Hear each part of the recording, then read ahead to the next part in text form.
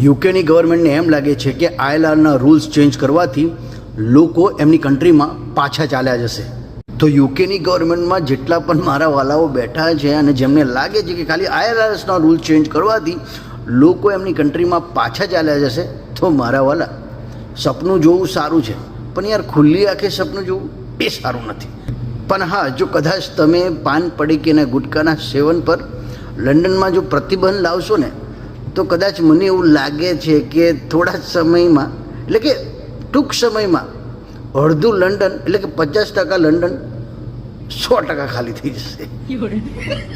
તો જે કરવું હોય એ જલ્દી કરો, અને જેને જેને આયલાની જરૂર છે બધાને આયલર આપી દો. ખોટા નાટકો કરો છો, અને જેટલા પર પડી રોડ પર એ થૂકવાનું બંધ કરો. સૂચના જનિતમાં જારી. મારી વાત નાની જ છે, સરળ છે. રસ્તા પર થૂકનારાઓને સમજાય તો વંદન, રસ્તા પર થૂકનારાઓને સમજાય તો વંદન, અને જે લોકો આયલરના રૂલ્સ વારે ઘડીએ ચેન્જ કરી રહ્યા છે ને, એમને પણ સમજાય ને તો વંદન. જય શ્રી કૃષ્ણ.